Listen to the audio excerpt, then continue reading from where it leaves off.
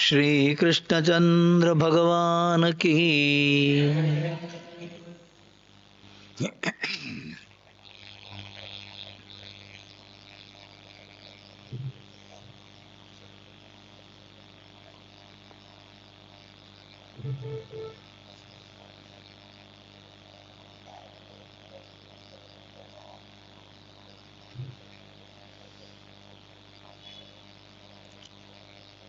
ಭಕ್ತರಿಗೆ ಮತ್ತು ಜ್ಞಾನಿಗಳಿಗೆ ಭಗವಂತ ಮಾತ್ರ ಕಾಣೋದು.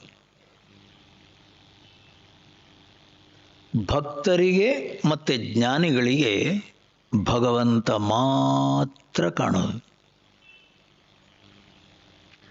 ನಮಗೆ ನಿಮಗೆ ಸ್ವಾಮೀಜಿ ದೇವರಲ್ಲಿ ಭಗವಂತ ಕಾಣಲ್ಲ ಅಂದ್ರೇನು? ಯಾರ ಮನಸ್ಸು ಪ್ರಶಾಂತವಾಗಿ ನಿಂತಿದೆಯೋ ಅವರಿಗೆ ಹೆಸರು ಭಕ್ತರು, ಅವರಿಗೆ ಹೆಸರು ಜ್ಞಾನಿಗಳು.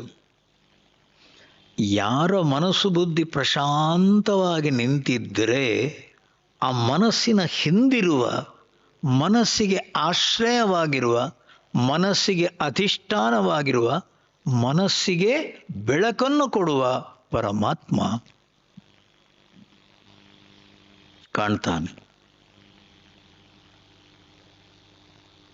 ಭಕ್ತರಿಗೆ ಮತ್ತು ಜ್ಞಾನಿಗಳಿಗೆ ಭಗವಂತ ಮಾತ್ರ ಕಾಣೋದು ಸ್ವಾಮಿ. ಈಶಾವಾಸ್ಯಮಿದಗಂ ಸರ್ವಂ ಯತ್ಕಿಂಚ ಜಗತ್ಯಾನ್ ಜಗತ್ ಯತ್ಕಿಂಚ ಯಚ್ಚ ಕಿಂಚಿತ್ ಜಗತ್ ಸರ್ವಂ ದೃಶ್ಯತೆ ಶ್ರೂಯತೆ ಪಿವಾ. ಕಣ್ಣಿಗೆ ಕಾಣುವ, ಕಿವಿಗೆ ಕೇಳುವ, ನಾಲಿಗೆಗೆ ಸಿಗುವ, ಮೂಗಿಗೆ ಸಿಗುವ, ಚರ್ಮಕ್ಕೆ ಸಿಗುವ ಶಬ್ದ ಸ್ಪರ್ಶ ರೂಪ ರಸಗಂಧ ಪ್ರಪಂಚ, ಹೊರ ಪ್ರಪಂಚ ಅನ್ನುವಂಥದ್ದು ಕಾಣುವಾಗಲೂ ಭಕ್ತರಿಗೆ ಜ್ಞಾನಿಗಳಿಗೆ ಯಾರು ಕಾಣ್ತಾನೆ? ದೇವರು. ಅದೇ ಹಾಗೆ ಅದು ಹೊರಗಿಂದ ಕಾಣೋದಿಲ್ಲಿ, ಇಂದ್ರಿಯಗಳಿಂದ. ಇಂದ್ರಿಯಗಳಿಗೆ ಬೆಳಕು ಯಾರು? ಮನಸ್ಸು. ಮನಸ್ಸಿನ ಹಿಂದೆ ಯಾರು? ಬುದ್ಧಿ. ಬುದ್ಧಿಯನ್ನು ಬೆಳಗುತ್ತಾ ಇರುವ ಜ್ಯೋತಿ. ಜ್ಯೋತಿ ಬೆಳಗುತ್ತಿದೆ ವಿಮಲ ಪರಂಜ್ಯೋತಿ ಬೆಳಗುತ್ತಿದೆ. ಅವರಿಗೆ ಅಂತರ್ಜ್ಯೋತಿ ಆತ್ಮಜ್ಯೋತಿ, ಹೃದಯವನ್ನು ಬೆಳಗುತ್ತಾ ಇರುವ ಪರಮಾತ್ಮ ಜ್ಯೋತಿ ಅವರಿಗೆ ಕಾಣುತ್ತದೆ ಸ್ವಾಮಿ. ಯತಂತೋ ಯೋಗಿನಶ್ಚೈನಂ ಪಶ್ಯಂತ್ಯಾತ್ಮನ್ಯವಸ್ಥಿತಂ. 15ನೇ ಅಧ್ಯಾಯ. ಯತಂತಹ, ಯತ್ನಂ ಕುರುವಂತಹ, ಪ್ರಯತ್ನವನ್ನು ಮಾಡೋರು. ಏನು ಪ್ರಯತ್ನ ಹೇಳಿ? ಈ ಇಂದ್ರಿಯಗಳನ್ನು ಒಳಗೆ ತರುವ ಪ್ರಯತ್ನ, ಮನಸ್ಸನ್ನು ಪ್ರಶಾಂತವಾಗಿ ನಿಲ್ಲಿಸೋ ಪ್ರಯತ್ನ. ಅವರಿಗೇನು ಹೆಸರು? ಯತಿಗಳು. ಯಾಕೆ? ಯತಂತಹ, ಪ್ರಯತ್ನವನ್ನು ಮಾಡೋರು. ಇನ್ನೊಂದು ಹೆಸರು ಯೋಗಿನಃ. ಯೋಗಿ ಅಂದ್ರೇನು? ಮನಸ್ಸಿನ ಪ್ರಶಾಂತತೆಯನ್ನು ಉಳಿಸಿಕೊಳ್ಳುವವನು ಯೋಗಿ. ಅದೇ ಯೋಗ. ಸಮತ್ವಂ ಯೋಗ. ಯತಂತಹ ಯೋಗಿನಃ ಸನ್ಯಾಸಿನಃ ಜ್ಞಾನಿನಃ ಆತ್ಮನಿ ಅವಸ್ಥಿತಂ. ಬುದ್ಧಿಯನ್ನು ಬೆಳಗುತ್ತಾ ಇರೋ ಪರಮಾತ್ಮನನ್ನು ಪಶ್ಯಂತಿ, ಅವರಿಗೆ ಕಾಣುತ್ತದೆ. ಭಗವಂತ ಕಾಣ್ತಾನೆ. ಎಲ್ಲಿರೋ ಭಗವಂತ? ಮನಸ್ಸು ಬುದ್ಧಿಯ ಹಿಂದಿರುವ ಭಗವಂತ. ನಮ್ಮ ಮನಸ್ಸು ಬುದ್ಧಿಯ ಹಿಂದೆ ಯಾರು? ಭಗವಂತನೇ. ನಮ್ಗೆ ಯಾಕೆ ಸ್ವಾಮೀಜಿ ಕಾಣೋದಿಲ್ಲ? ಸ್ವಾಮೀಜಿ, ನಮ್ಮ ಮನಸ್ಸು ಇನ್ನೂ ಕೂಡ ಪ್ರಶಾಂತ ಆಗಲಿಲ್ಲ. ಇನ್ನು ಮನಸ್ಸು ಬುದ್ಧಿ ಪ್ರಶಾಂತವಾಗಿ ನಿಲ್ಲಿಲ್ಲ. ಅಜ್ಞಾತವಾದುದನು ಅಭಾವವೆನೆ ನಾಸ್ತಿಕನು, ಅಜ್ಞೇಯವೆಂದದಕ್ಕೆ ಕೈ ಮುಗಿಯ ಭಕ್ತ, ಜಿಜ್ಞಾಸ್ಯವೆಂದು ಪರಿಕಿಸತೊಡಗೆ ವಿಜ್ಞಾನಿ, ಸ್ವಜ್ಞಪ್ತಿ ಶೋಧಿ ಮುನಿ. ಮುನಿ ಅಂದರೆ ಯಾರು? ಭಕ್ತ. ಮುನಿ ಅಂದರೆ ಯಾರು? ಸನ್ಯಾಸಿ. ಮುನಿ ಅಂದರೆ ಯಾರು? ಜ್ಞಾನಿ. ಅವರಿಗೆ ಯಾಕೆ ಸ್ವಾಮಿ ದೇವರು ಕಾಣೋದು? ಇವಾಗ ಹೇಳಿ, ನಾವು ಕೂಡ ನೋಡುವುದು ಅದೇ ಜಗತ್ತನ್ನು, ನಾವು ಕೂಡ ನೋಡುವುದು ಅದೇ ಜಗತ್ತನ್ನು. ಆಲೋಚನೆ ಮಾಡಿ, ಸಿನಿಮಾ ನೋಡ್ತಾ ಇರಬೇಕಾದ್ರೆ ನೀವು ಆ ಸಿನಿಮಾದಲ್ಲಿ ಏನು ಆ ಸ್ಕ್ರೀನ್ ಮೇಲೆ, ಬಿಳಿ ಸ್ಕ್ರೀನ್ ಮೇಲೆ ಏನು ಚಿತ್ರಗಳು ಬೀಳ್ತವೆ, ತಿಳ್ಕೊಂಡವನು ಸೈಂಟಿಸ್ಟ್ ಅವನು ಏನಂತಾನೆ, ಅಲ್ಲಿಲ್ಲದು, ಮತ್ತೆ ಅಲ್ಲಿ ಹಿಂದಿರುವುದದು. ರೀಲ್ ಕುಣಿತಾ ಇರೋದಲ್ಲಿ ಆ ರೀಲಿನ ಹಿಂದೆ ಏನೋ ಬೆಳಕು, ರೀಲಿನ ಹಿಂದೆ ಬೆಳಕು, ಬೆಳಕಿನ ಮುಂದೆ ಆ ಚಿತ್ರ ಅನ್ನುವಂಥದ್ದು ತಿರುಗ್ತಾ ಇರೋದು, ಅದಲ್ಲಿ ಕಾಣೋದು, ಅಲ್ಲಿಲ್ಲದು. ನಾನೇನು ಹೇಳ್ತಾ ಇರೋದು? ನಮ್ಮ ಪ್ರಕಾರ ಅದೇ ಸ್ವಾಮಿ, ಜಗತ್ತಲ್ಲಿ ಕಾಣ್ತದೆ. ಅಲ್ಲಿಲ್ಲ. ಜಗತ್ತಲ್ಲಿ ಕಾಣ್ತಾ ಇರೋದು ತಸ್ಯ ಭಾಸ ಸರ್ವಮಿದಂ ವಿಭಾತಿ, ಅವನ ಬೆಳಕಲ್ಲಿ ಎಲ್ಲವೂ ಕಾಣುವುದು. ಯಚ್ಚ ಕಿಂಚಿತ್ ಜಗತ್ ಸರ್ವಂ ದೃಶ್ಯತೆ ಶ್ರೂಯತೆ ಪಿವ, ಕಣ್ಣಿಗೆ ಕಾಣುವ, ಕಿವಿಗೆ ಕೇಳುವ ಸ್ವಾಮಿ, ಮೇಲೆ ಕೆಳಗೊಳಗೆ ಬಳಿಸುತ್ತಲೆತ್ತೆತ್ತಲು ಮೂಲೆ ಮೂಲೆಯಲ್ಲಿ ವಿದ್ಯುಲ್ಲಹರಿ ಒಂದು. ಮೇಲೆ ಕೆಳಗೊಳಗೆ ಬಳಿಸುತ್ತಲೆತ್ತೆತ್ತಲು ಮೂಲೆ ಮೂಲೆಯಲ್ಲಿ ವಿದ್ಯುಲ್ಲಹರಿ ಒಂದು. ಧೂಲಿಕಣ ಭೂಗೋಳ ರವಿ ಚಂದ್ರ ತಾರೆಗಳ ಚಾಲಿಪುದು. ಇಡೀ ಜಗತ್ತನ್ನುವಂಥ ಕಣ್ಣಿಗೆ ಕಾಣುವಂಥದ್ದಿರ್ಬೋದು, ಕಿವಿಗೆ ಕೇಳುವಂಥದ್ದಿರ್ಬೋದು, ಇಂದ್ರಿಯಗಳಿಗೆ ಸಿಗುವ ಜಗತ್ತು ಯಾರು ಬೆಳಗ್ತಾ ಇರೋದು? ಒಬ್ಬ ಇದ್ದಾನೆ. ಯಾರು? ಯಾರು ಸ್ವಾಮಿ ನಿಮ್ಮ ಮನಸ್ಸು ಬುದ್ಧಿಯ ಹಿಂದಿರೋದು? ಧಿಯೋ ಯೋ ನಃ ಪ್ರಚೋದಯಾತ್. ನಮಗೂ ಭಕ್ತರಿಗೂ ವ್ಯತ್ಯಾಸ ಇಷ್ಟೇ ಸ್ವಾಮಿ, ನಮಗೂ ಜ್ಞಾನಿಗಳಿಗೂ ವ್ಯತ್ಯಾಸ ಇಷ್ಟೇ ಸ್ವಾಮಿ. ಏನು ವ್ಯತ್ಯಾಸ ಹೇಳಿ? ಅವರಿಗೆ, ಜ್ಞಾನಿಗಳಿಗೆ ಹೊರಗೆ ಕಾಣ್ತಾ ಇರುವುದು ಸತ್ಯ ಅಲ್ಲ, ಯಾರ ಬೆಳಕಿಂದ ಕಾಣ್ತಾ ಇದೆ ಆ ಪರಮಾತ್ಮ ಸತ್ಯ. ಅವರು ಪರಮಾತ್ಮನನ್ನು ಮರೆಯಲ್ಲ ಸ್ವಾಮಿ. ಯಾರು? ಭಕ್ತರು, ಜ್ಞಾನಿಗಳು. ಮುಖೇ ಹರಿಮಣ ಸಂತ ಜ್ಞಾನೇಶ್ವರ್, ಮುಖೇ ತಮ್ಮ ಹರಿ ಅಂತನ್ನು, ಶಿವ ಅಂತನ್ನು, ರಾಮ ಅಂತನ್ನು, ಆ ಪರಮಾತ್ಮನ ಬೆಳಕಲ್ಲಿ ಜಾಗ್ರತ್, ಸ್ವಪ್ನ, ಸುಷುಪ್ತಿ, ಎಚ್ಚರ, ಕನಸು, ನಿದ್ದೆನ್ನುವ ಮೂರೂ ಅನುಭವಗಳು ನಿನಗೆ ಸಿಗ್ತಾ ಇರೋದು ಪರಮಾತ್ಮನ ಬೆಳಕಲ್ಲಿ. ನಮಗೆ ಕಾಣಲ್ಲ, ನಮಗೆ ಅರ್ಥವಾಗಲ್ಲ ಅವರು ದೇವರು ಕಾಣ್ತಾನೆ ಅಂತ ಅಂತಾರಲ್ಲ ಯಾರು? ಜ್ಞಾನಿಗಳು. ನಮಗೇನು ಕಾಣ್ತಾ ಇರೋದು? ಅದು ಒಂದು ಬಿಟ್ಟು ಬಾಕಿಯೆಲ್ಲ ವಿಷಯ ಪ್ರಪಂಚಗಳು ಕಾಣ್ತವೆ ವಿಷಯ ಪ್ರಪಂಚಗಳು ಕಾಣ್ತಾ ಇರೋದು ಎಲ್ಲಿ? ಇಂದ್ರಿಯಗಳಲ್ಲಿ. ಇಂದ್ರಿಯಗಳಿಗೆ ಬೆಳಕು ಯಾರು? ಮನಸ್ಸು. ಮನಸ್ಸಿಗೆ ಬೆಳಕು ಯಾರದು? ಬುದ್ಧಿ. ಬುದ್ಧಿಯನ್ನು ಬೆಳಗುವವನು ಯಾರು? ಓ ಸ್ವಾಮೀಜಿ, ಪರಮಾತ್ಮನ ಸಾನ್ನಿಧ್ಯದಲ್ಲಿ ಎಚ್ಚರ, ಪರಮಾತ್ಮನ ಸಾನ್ನಿಧ್ಯದಲ್ಲಿ ಕನಸು, ಪರಮಾತ್ಮನ ಸಾನ್ನಿಧ್ಯದಲ್ಲಿ ನಿದ್ದೆ. ಜಾಗತ ರಾಮ ಸೋವತ್ ರಾಮ ಸಪನೋ ಮೇ ದೇಖೋ ರಾಜಾಧಿರಾಮ. ಯಾರಿಗೆ? ಭಕ್ತರಿಗೆ. ಏಕನಾಥ್ ಮಹಾರಾಜ್ ಭಕ್ತರು, ಪರಮಾತ್ಮನ ಅವರಂತಾರೆ ಎಚ್ಚರವು ಕಾಣುವುದು ಅವನ ಬೆಳಕಲ್ಲಿ, ಕನಸು ಅವನ ಬೆಳಕಲ್ಲಿ, ನಿದ್ದೆಯಲ್ಲಿ ಏನೇನು ಇಲ್ಲ ಅಂತ ಕಾಣೋದು ಅವನ ಬೆಳಕಲ್ಲಿ.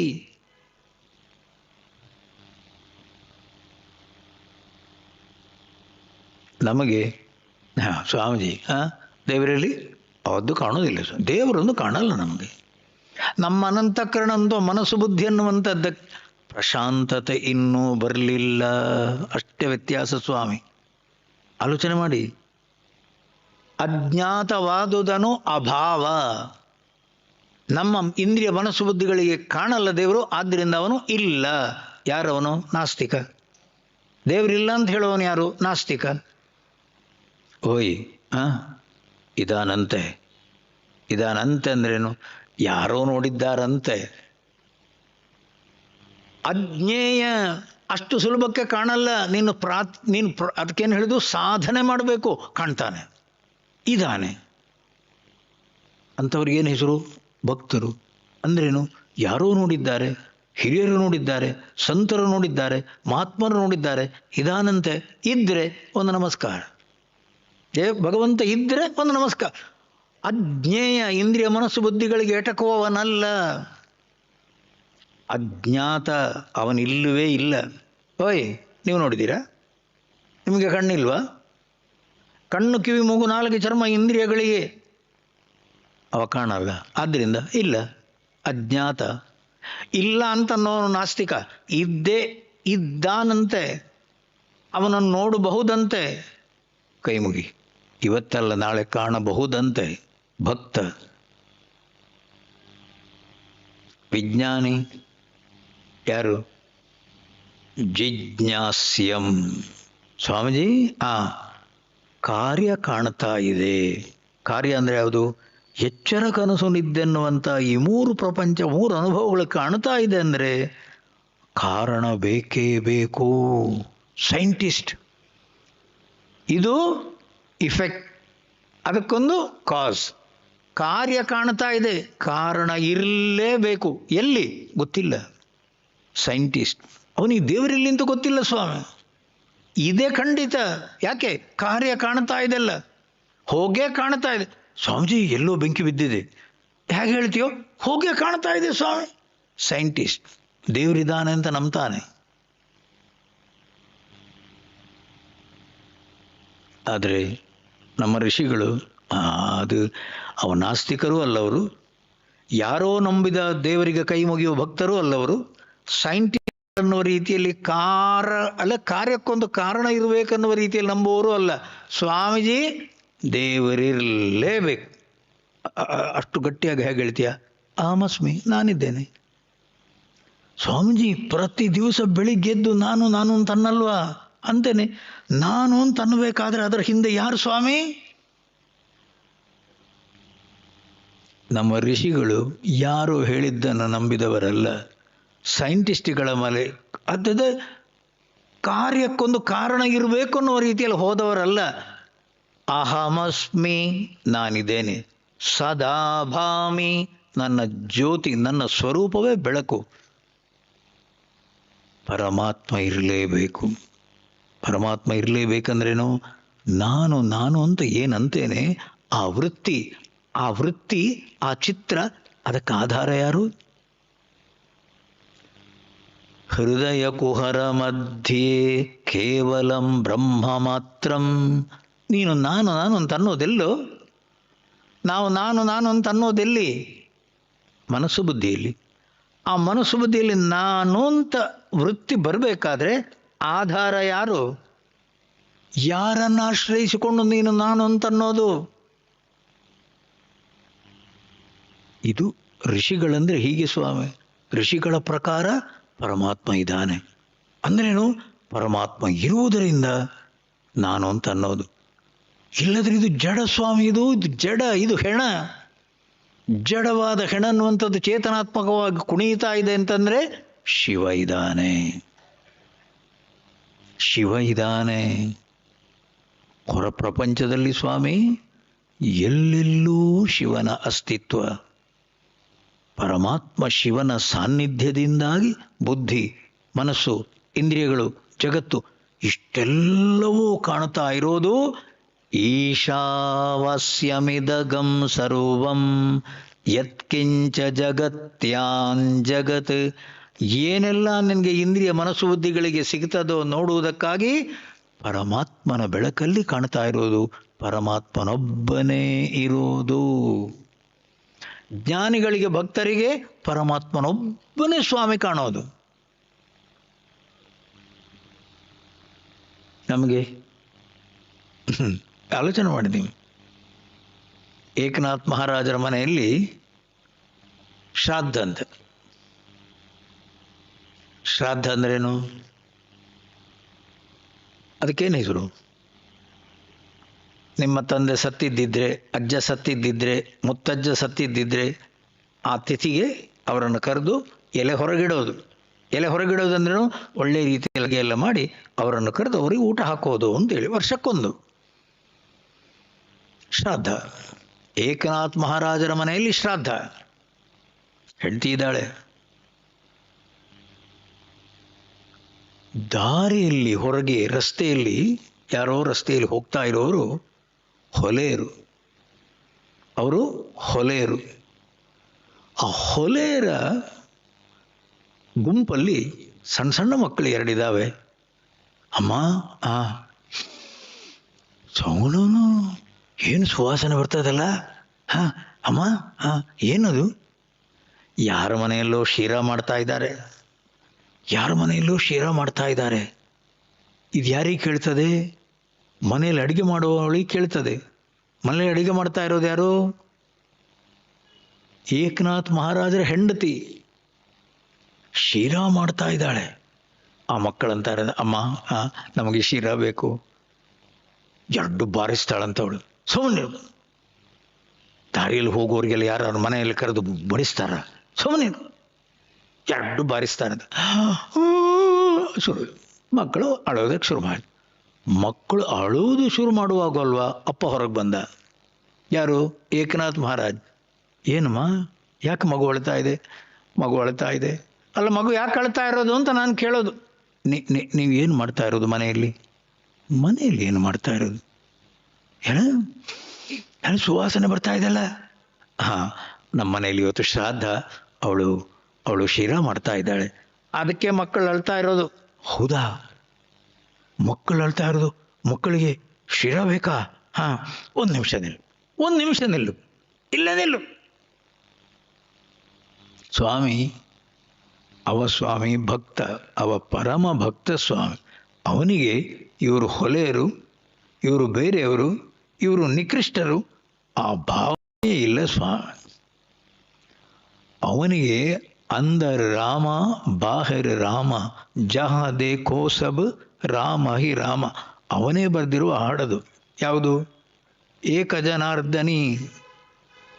ಏಕನಾಥ್ ಮಹಾರಾಜ್ ಬರೆದಿರುವ ಭಜನೆನೇ ಅದು.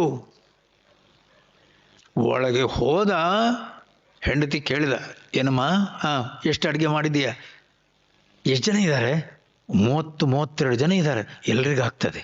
ಎಲ್ರಿಗಾಗ್ತದೆ, ಕರೀರಿ ಒಳಗಡೆ.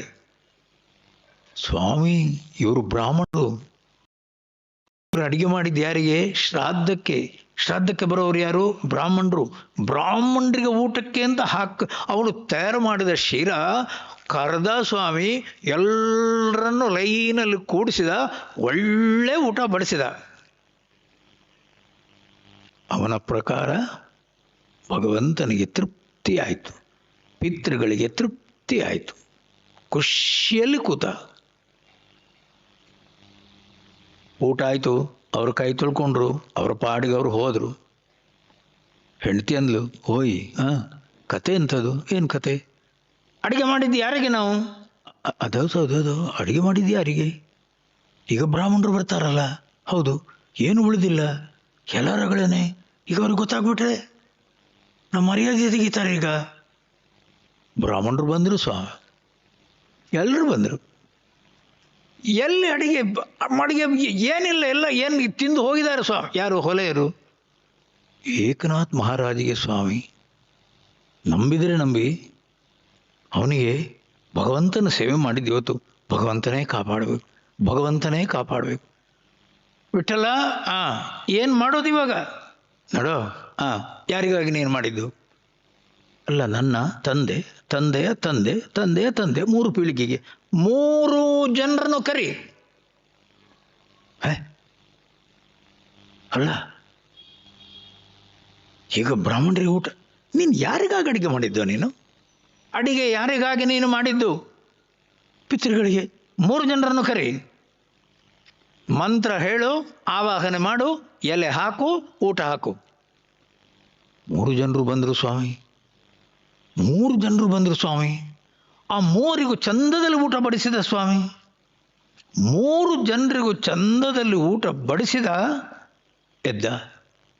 ಆ 3 ಜನರು ಹೋದರು. ಪಿತೃಗಳು. ಸಂತೋಷ ಆಯಿತು ಸ್ವಾಮಿ. ವಿಠಲ ಇಷ್ಟು ಖುಷಿಯಲ್ಲಿ ಕುಣಿದಾಡಿದ ಪಿತೃಗಳೇ ಬಂದು ಸ್ವಧಾ ನಾವು ಕೊಟ್ಟಿರುವಂಥ ಏನೊಂದು ಆಹುತಿ ಇದೆ ಅದನ್ನು ತಗೊಂಡೋದ್ರು. ಎಷ್ಟು ಖುಷಿ ಆಯ್ತು ಅವನಿಗೆ. ಬಂದರು ಸ್ವಾಮಿ. ಯಾರು? 1-1:30 ಆಗುವಾಗಲ್ವಾ, ಸರಿಯಾಗಿ 35-40 ಜನ ಬಂದರು. ಯಾರು? ಬ್ರಾಹ್ಮಣರು. ಯಾಕೆ? ಶ್ರಾದ್ದಕ್ಕೆ ಕರೆದದ್ದಲ್ವ ಅವನು. ಶ್ರಾದ್ದಕ್ಕೆ ಕರೆದದ್ದು. ಹೌದು ಹೌದು. ಅವ್ರಿಗೆ ಗೊತ್ತಾಯಿತು. ಏನಯ್ಯ, ಎಲ್ಲ ಬಡಿಸಿಬಿಟ್ಟಿಯಂತೆ. ಪಿತೃಗಳೇ ಬಂದರು. ಪಿತೃಗಳಿಗೆ ಹಾಕಿ. ಯಾರು ಬಂದರು? ಪಿತೃಗಳು 3 ಜನ ಬಂದು ಊಟ ಮಾಡ್ಕೊಂಡು ಹೋದರು. ಅವ್ರು ನಂಬಲಿಲ್ಲ ಸ್ವಾಮಿ. ಅವ್ರಿಗೆ ಯಾರೂ ನಂಬಲಿಲ್ಲ. ಎಲ್ಲಾದರೂ ಉಂಟೆ ಸ್ವಾಮಿ ಪಿತೃಗಳು. ಕಣ್ಣಾರೆ ನೋಡಿದ್ದಾನೆ, ಊಟ ಮಾಡಿ ಹೋಗಿದ್ದಾರೆ. ಸಿಟ್ಟು ಬಂತು ಸ್ವಾಮಿ ಅವರಿಗೆ. ನಮ್ಮನ್ನು ಊಟಕ್ಕೆ ಕರೆದನ್ನು ನಾವು ಅವಮಾನ ಮಾಡಿದ್ದೀಯ ನೀನು. ಏನು ಶಿಕ್ಷೆ, ಏನು ಶಿಕ್ಷೆ? ಹೋಗು, ನದಿಯಲ್ಲಿ ಮುಳುಗಿ ಬಾ. ಪಂಚಕವ್ಯ ತಗೋ, ಶುದ್ಧ ಆಗಬೇಕು ನೀನು. ನದಿಯಲ್ಲಿ ಮುಳುಗಿ ಬರಬೇಕು ನೀನು. ಪಾಪ ಮಾಡಿದ್ಯಾ, ನಮ್ಮನ್ನು ಕರೆದು ಊಟ ಹಾಕಲಿಲ್ಲ ಇವತ್ತು ನೀನು. ನಡುಗಿಬಿಟ್ಟ ಸ್ವಾಮಿ. ಯಾರು? ಏಕನಾಥ್ ಮಹಾರಾಜ್. ವಿಠ್ಠಲನ ಜೊತೆ ಮಾತಾಡ್ತಾನೆ ಸ್ವಾಮಿ, ಭಗವಂತನ ಜೊತೆ ಮಾತಾಡ್ತಾನೆ ಅವನು. ನದಿಗಿಳಿದ, ಸ್ನಾನ ಮಾಡ್ತಾ ಇದ್ದ. ನದಿ ದಂಡೆ ಮೇಲೆ ಒಬ್ಬ ಕುಷ್ಠರೋಗಿ ಓಡಿ ಓಡಿ ಓಡಿ ಓಡಿ ಬಂದ. ಕುಷ್ಠರೋಗಿ ಓಡಿ ಓಡಿ ಓಡಿ ಬಂದವನೇ ಇಲ್ಲಿ ಏಕನಾಥ್ ಮಹಾರಾಜ ಯಾರು? ಇಲ್ಲಿ ಏಕನಾಥ್ ಮಹಾರಾಜ ಯಾರು? ಇಲ್ಲಿ ಏಕನಾಥ್ ಮಹಾರಾಜ. ಯಾರು ನೀನು? ಅಲ್ಲ, ನಾನು ಬಂದದ್ದು ತ್ರ್ಯಂಬಕೇಶ್ವರದಿಂದ. ಇಲ್ಲಿ ಯಾಕೆ ಬಂದದ್ದು ನೀನು? ಶಿವನೇ ಕಳಿಸಿದ್ದು. ಏನು? ನನಗೆ ಕುಷ್ಠರೋಗ ಇದೆ. ಕುಷ್ಠರೋಗದಿಂದ ಪೀಡಿತನಾಗಿ ನಾನು ತ್ರ್ಯಂಬಕೇಶ್ವರಕ್ಕೆ ಹೋದೆ. ಅವ ಇಲ್ಲಿ ಕಳಿಸಿದ. ಪೈಠಣಕ್ಕೆ ಹೋಗು, ಅಲ್ಲಿ ಏಕನಾಥ್ ಮಹಾರಾಜನಿಗೆ ಹೇಳು, ಅವ ನಿನ್ನ ಮೇಲೆ ನೀರು ಚಿಮುಕಿಸಿದರೆ ಸಾಕು, ನಿನ್ನ ರೋಗ ವಾಸಿ ಆಗ್ತದೆ ಅಂತ ಹೇಳಿದ್ದಾನೆ. ಯಾರು? ಶಿವ. ಬ್ರಾಹ್ಮಣರು ತಣ್ಣಗಾದರು ಸ್ವಾಮಿ. ಅಲ್ಲಿ ಸ್ನಾನ ಮಾಡ್ತಿದ್ದಾನಲ್ಲ ನದಿಯಲ್ಲಿ, ಅವನೇ ಏಕನಾಥ್ ಮಹಾರಾಜ್. ಏಕನಾಥ್ ಮಹಾರಾಜ್ ಮೇಲೆ ಓಡಿ ಬಂದ ಸ್ವಾಮಿ. ಏನಪ್ಪ, ಏನು, ಎಲ್ಲಿಂದ ಬಂದು? ತ್ರ್ಯಂಬಕೇಶ್ವರದಿಂದ. ಮೈಯಲ್ಲೆಲ್ಲ ಕುಷ್ಠರೋಗ ಸ್ವಾಮಿ. ಏನು ಬೇಕು ನಿನಗೆ? ನೀವು ಆ ನದಿಯ ನೀರನ್ನು ನನ್ನ ಮೈ ಮೇಲೆ ಹಾಕಿದರೆ ಸಾಕು, ನನಗೆ ವಾಸಿ ಆಗ್ತದೆ. ಅಟ್ಟನಾ? ಯಾರು ಕಳಿಸಿದ್ದು? ಶಿವ. ತ್ರ್ಯಂಬಕೇಶ್ವರ ನದಿಯಲ್ಲಿ ಮುಳುಗಿದ ಸ್ವಾಮಿ. ನೀರನ್ನು ಚೆಲ್ಲಿದ ಅವನ ಮೇಲೆ. ಬ್ರಾಹ್ಮಣರು ನೋಡ್ತಾ ಇದ್ದಾರೆ. ಅವನ ರೋಗ ಎಲ್ಲ ವಾಸಿಯಾಯಿತು. ಅವನ ರೋಗ ಯಾವಾಗ ವಾಸಿ ಆಯಿತು, ಬ್ರಾಹ್ಮಣರು ಮಾತಾಡಲೇ ಇಲ್ಲ ಸ್ವಾಮಿ. ಅಡ್ಡಬಿದ್ರು, ಎಲ್ಲರೂ ಅಡ್ಡಬಿದ್ರು ಸ್ವಾಮಿ. ಏಕನಾಥ್ ಮಹಾರಾಜ್, ಭಗವಂತ ವಿಠ್ಠಲನ ಅವತಾರ ನೀನು ಭಗವಂತ ವಿಠ್ಠಲನ ಜೊತೆ ಮಾತಾಡುವನು. ತಪ್ಪು ನಮ್ಮದು, ನಾವು ತಪ್ಪು ಮಾಡಿದೆವು. ನೀನು ಯಾರಿಗೆ ಬಡಿಸಿದ್ದು? ವಿಠ್ಠಲನಿಗೆ ಬಡಿಸಿದ್ದು, ಅವನೇ ಸ್ವೀಕಾರ ಮಾಡಿದ್ದಾನೆ ಅಂತ ಅನ್ನುವಾಗ ನಾವೆಲ್ಲಿ? ಎಲ್ಲರೂ ಅಡ್ಡ ಬಿದ್ದರು ಸ್ವಾಮಿ. ಅವರೇ ಕ್ಷಮೆ ಕೇಳಿದರು. ಯಾರಿಗೆ ಬಡಿಸಿದ್ದವನು? ಹೊಲೆಯರಿಗೆ ಸ್ವಾಮಿ. ಅವನು ಕ್ಷೀರ ಬಡಿಸಿ ಊಟ ಮಾಡಿಸಿದ್ದು. ಅವನ ಮನಸ್ಸಲ್ಲಿ ಸುಪ್ರೀತಃ ವರದೋ ಭವತು. ಯಾರು? ಶ್ರೀಹರಿ. ನಾನು ಮಾಡಿದಂತಹ ಈ ಪುಣ್ಯ ಕರ್ಮದಿಂದ, ಇವತ್ತಿನ ಶ್ರಾದ್ದ ವಿಧಿಯಿಂದ ವಿಠ್ಠಲನಿಗೆ ಪ್ರೀತಿ ಆಗಲಿ, ಶ್ರೀಹರಿಗೆ ಪ್ರೀತಿ ಆಗಲಿ, ಸುಪ್ರೀತನಾಗಲಿ, ನಮಗೆ ಅವನು ವರವನ್ನು ಕೊಡಲಿ. ಪರಮಾತ್ಮನಿಗೆ ಪ್ರೀತಿಯಾಗಿದೆ, ಅವನು ಸಂತೋಷವಾಗಿ ಅದನ್ನು ಸ್ವೀಕರಿಸಿದ್ದಾನೆ. ಇನ್ನೇನು ಬೇಕು? ಇವಾಗ ಹೇಳಿ, ಅವನ ಮನಸ್ಸಿನ ಭಾವನೆ ಹೇಳಿ. ಇದಕ್ಕನ್ನೋದು ಸ್ವಾಮಿ. ಸಂತರಿಗೆ, ಭಕ್ತರಿಗೆ, ಜ್ಞಾನಿಗಳಿಗೆ ಎಲ್ಲೆಲ್ಲೂ ಭಗವಂತನೇ ಸ್ವಾಮಿ.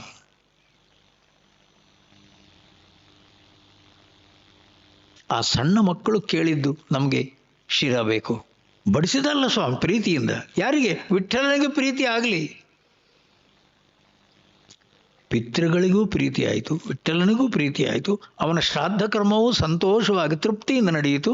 ಅವನ ಕಣ್ಣು ಮುಂದೆ ಒಬ್ಬ ಕುಷ್ಠರೋಗಿ ಅನ್ನುವಂಥವನು ವಾಸಿಯಾದ. ಬ್ರಾಹ್ಮಣರೆಲ್ಲ ತಲೆಬಾಗ್ತಾರೆ ಸ್ವಾಮಿ, ತಲೆಬಾಗ್ತಾರೆ. ಏಕನಾಥ್ ಮಹಾರಾಜ್ ಸಂತ ಜ್ಞಾನೇಶ್ವರಾಗಿ ಸಾವಿರಾರು ವರ್ಷಗಳಾದವು. ಸಂತ ಜ್ಞಾನೇಶ್ವರಿಯಲ್ಲಿ ಆಳಂದಿಯಲ್ಲಿ, ಪುನದ ಹತ್ರ ಆಳಂದಿ, ಅಲ್ಲಿ ಸಮಾಧಿಯಾಗಿದ್ದಾರೆ. ಆ ಸಮಾಧಿಯಾಗ ಜಾಗದಲ್ಲಿ ಏಕನಾಥ್ ಮಹಾರಾಜರಿರುವಾಗ ಮತ್ತೆ ಅದನ್ನು ಓಪನ್ ಮಾಡಿ ಎಲ್ಲ ತೆರೆದು ಆ ಸಮಾಧಿಯ ಹತ್ತಿರ ಎಲ್ಲಿ ಯಾವುದೋ ಒಂದು ಮರದ ಬೇರು ಅವರ ಕತ್ತಿನ ಹತ್ತಿರ ಬಂದಿತ್ತಂತೆ. ಅದನ್ನು ತೆಗೆದವರು ಸಂತ ಏಕನಾಥ್ ಮಹಾರಾಜ್. ಅದರ ನಂತರ ಇವತ್ತಿಗೂ ಆ ಸಮಾಧಿಯನ್ನು ಯಾರು ಏನು ಮಾಡಿಲ್ಲ ಸ್ವಾಮಿ, ಏನೂ ಮಾಡಿಲ್ಲ. ಸಂತ ಜ್ಞಾನೇಶ್ವರ ಸಮಾಧಿ ಆಳಂದಿಯಲ್ಲಿ ಹಾಗೆ ಇದೆ. ಹಣವಂತರು, ಘನವಂತರು, ಧನವಂತರು ಸಾವಿರಾರು ಕೋಟಿ ರೂಪಾಯಿ ಖರ್ಚು ಮಾಡಿ ಅದನ್ನು ಚಂದದಲ್ಲಿ ಅಭಿವೃದ್ಧಿಗೊಳಿಸಬೇಕು ಅಂತ ಕಾಯ್ತಿದ್ದಾರೆ ಸ್ವಾಮಿ. ಟ್ರಸ್ಟಿಗಳು ಯಾರೂ ಒಪ್ತಾ ಇಲ್ಲ. ಟ್ರಸ್ಟಿಗಳು ಯಾರೂ ಒಪ್ತಾ ಇಲ್ಲ. ಯಾಕೆ ಹೇಳಿ? ಅದು ಪವಿತ್ರ ಜಾಗ, ಅದು ಹೇಗಿದೆಯೋ ಹಾಗೆ ಉಳಿಬೇಕು. ಸಂತ ಜ್ಞಾನೇಶ್ವರಾಗಿ ಎಷ್ಟು 800 ವರ್ಷಗಳಾದವು ಸ್ವಾಮಿ. ಏಕನಾಥ್ ಮಹಾರಾಜ 300 ವರ್ಷ. 300 ವರ್ಷಗಳ ಹಿಂದೆ ಅದು ಅಗದು ಮತ್ತೆ ಪುನಃ ಆ ಜಾಗದಲ್ಲೆಲ್ಲ ಸರಿ ಮಾಡಿ ಆ ಸಂತ ಜ್ಞಾನೇಶ್ವರಿ ಏನು ಸಮಾಧಿಯಲ್ಲಿ ಅಲ್ಲಿ ಒಳಗೆ ಕೂತಿದ್ದಾರೆ, ಅವರ ಕತ್ತಿನ ಹತ್ತಿರ ಬೇರನ್ನುವಂಥದ್ದು ಬಂದಿತ್ತು, ಅದನ್ನು ತುಂಡು ಮಾಡಿ ತೆಗೆದು ಆ ಸಮಾಧಿಯನ್ನು ಹಾಗೇ ಉಳಿಸ್ಕೊಂಡು ಬಂದಿದ್ದಾರೆ. ಇವತ್ತಿಗೂ ಕೂಡ ಮುಟ್ಟಕ್ಕೆ ಬಿಡಲ್ಲ.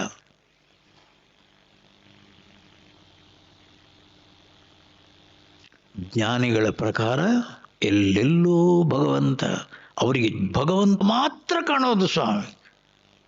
ಭಕ್ತರು, ಜ್ಞಾನಿಗಳು, ಸನ್ಯಾಸಿಗಳು, ಸ್ವಾಮೀಜಿ ಅದಕ್ಕೆ ಹೇಗೆ ಸ್ವಾಮಿ ಅವರಿಗೆ ಕಾಣೋದಲ್ಲೆಲ್ಲ ಕಣೋ ಇಲ್ಲಿ ಅಂದ್ರೇನು? ಯಾರ ಮನಸ್ಸು ಪ್ರಶಾಂತವಾಗಿದೆಯೋ, ಯತಂತೋ ಯೋಗಿನಶ್ಚೈನಂ ಪಶ್ಯಂತ್ಯಾತ್ಮನ್ಯವಸ್ಥಿತಂ. ಯತಂತರು, ಯತ್ನವನ್ನು ಮಾಡೋರು, ಪ್ರಯತ್ನವನ್ನು ಮಾಡೋರು, ಮನಸ್ಸಿನ ಪ್ರಶಾಂತತೆಯನ್ನು ಗಳಿಸಿದವರು, ಅವರಿಗೆ ಭಗವಂತ ಕಾಣ್ತಾನೆ. ಆದರೆ ನಮಗೆ ಯತಂತೋಪಿ ಅಕೃತಾತ್ಮಾನಃ, ನಾವು ಪ್ರಯತ್ನವನ್ನು ಮಾಡ್ತೇವೆ, ನಮ್ಮ ಮನಸ್ಸು ಬುದ್ಧಿ ಇನ್ನೂ ಪ್ರಶಾಂತವಾಗಿ ನಿಲ್ಲಿಲ್ಲ. ನೈನಂ ಪಶ್ಯಂತಿ ಅಚೇತಸಃ, ನಮಗೆ ಭಗವಂತ ಕಾಣಲ್ಲ ಸ್ವಾಮಿ.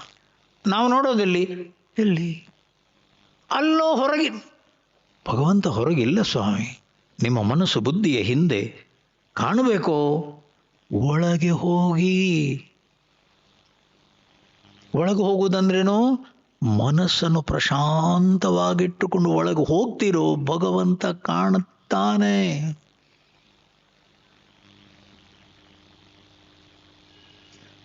ಚತುರ್ವಿಧಾ ಭಜಂತೆ ಮಾಂ ಜನಾ ಸುಕೃತಿನೋರ್ಜುನ.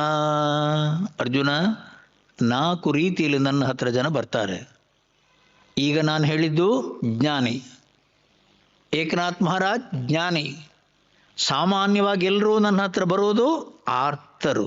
ಆರ್ತಃ, ಅರ್ಥಾರ್ಥಿ, ಜಿಜ್ಞಾಸು, ಜ್ಞಾನಿ. ಜ್ಞಾನಿಗೆ ದೇವಸ್ಥಾನಕ್ಕೆ ಬರಬೇಕು ಅಂತಿಲ್ಲ ಸ್ವಾಮಿ.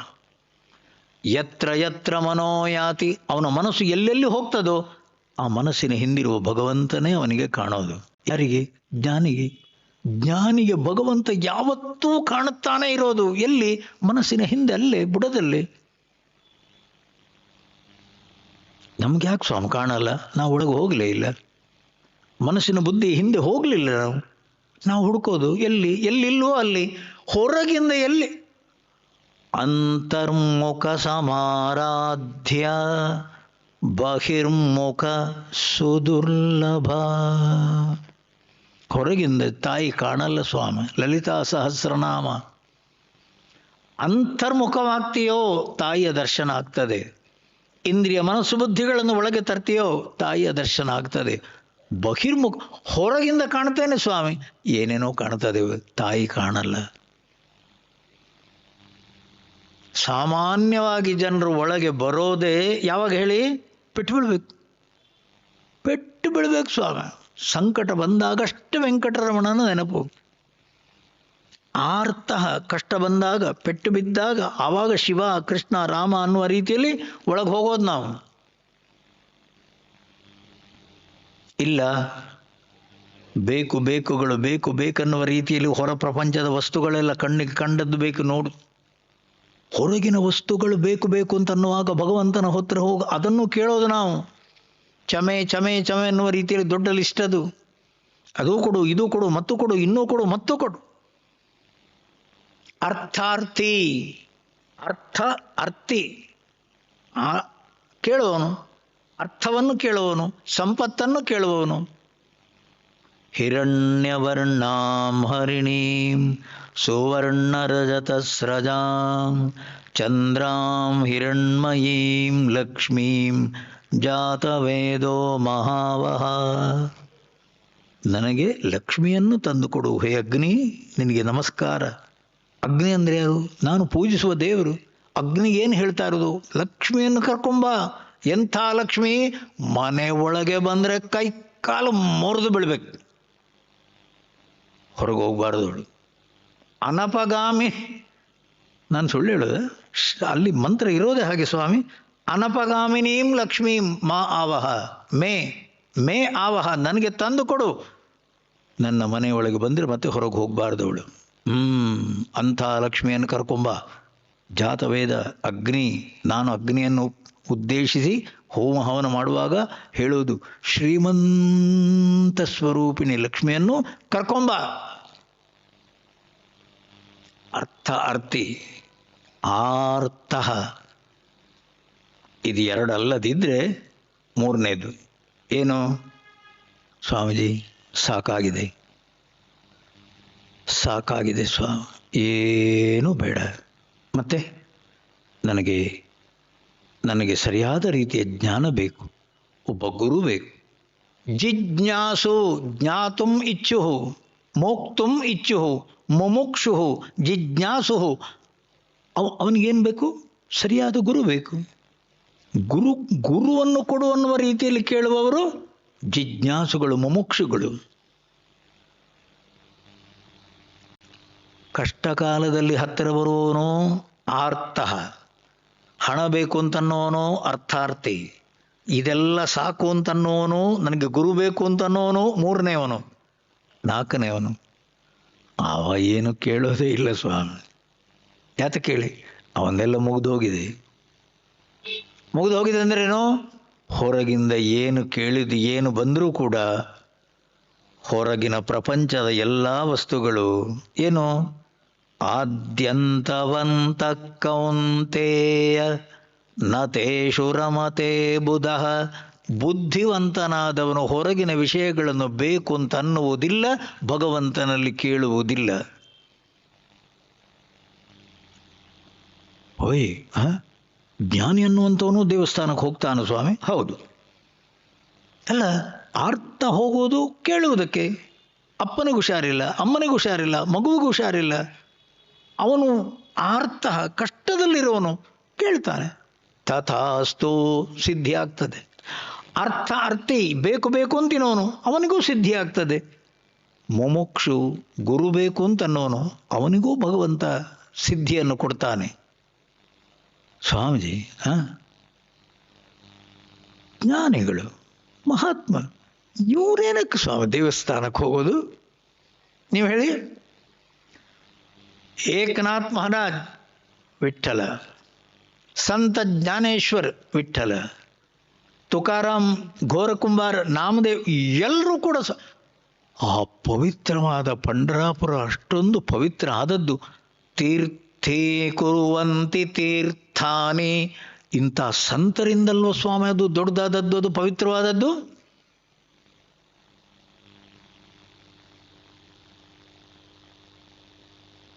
ಏನು ಕೇಳಿದ್ರು ಅವರು? ಏನೂ ಕೇಳಲಿಲ್ಲ.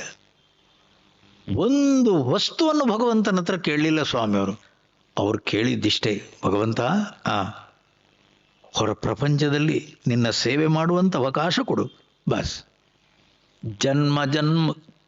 ಜನ್ಮ ಜನ್ಮಾಂತರೇಪಿ, ಪ್ರತಿಯೊಂದು ಜನ್ಮದಲ್ಲೂ ನಾನು ಕೇಳುವುದಿಷ್ಟೇ, ತ್ವತ್ಪಾದಾಂಬೋರುಹ ಯುಗಗತ ನಿಶ್ಚಲ ಭಕ್ತಿರಸ್ತು.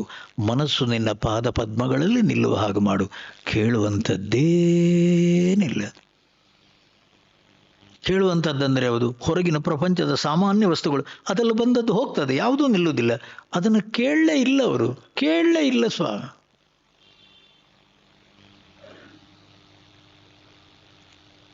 ನಮ್ಮ ಸಂತರು, ನಮ್ಮ ಮಹಾತ್ಮರು ಅವರು ಎಲ್ಲೆಲ್ಲಿ ಹೋದರೂ ಹೇಳಿ, ಆ ಜಾಗ ಪವಿತ್ರವಾಯಿತು ಸ್ವಾಮಿ. ಆ ಜಾಗ ಪವಿತ್ರವಾಯಿತು, ಪವಿತ್ರ ಕ್ಷೇತ್ರವಾಯಿತು. ಅವರು ಏನೂ ಭಗವಂತನಲ್ಲಿ ಕೇಳಲಿಲ್ಲ. ನೀವು ಆಲೋಚನೆ ಮಾಡಿ, ನಾವೆಲ್ಲ ಹೋಗುವಾಗ ನಮ್ಮ ಮನಸ್ಸಿನ ಸ್ಥಿತಿ ಏನು ಹೇಳಿ? ತಳಮಳ ತಳಮಳ ತಳಮಳ, ಗಲಾಟೆ ಗಲಾಟೆ ದೇವಸ್ಥಾನಕ್ಕೆ ಹೋಗಿ ಬರುವುದಂದ್ರೆ ಏನು ಗಲಾಟೆ ನಮ್ಮ ಮನಸ್ಸು.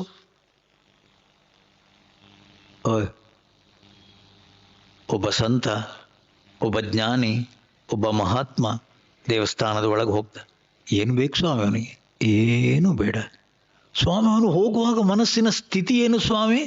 ಪ್ರಶಾಂತತೆ, ಪ್ರಶಾಂತತೆ.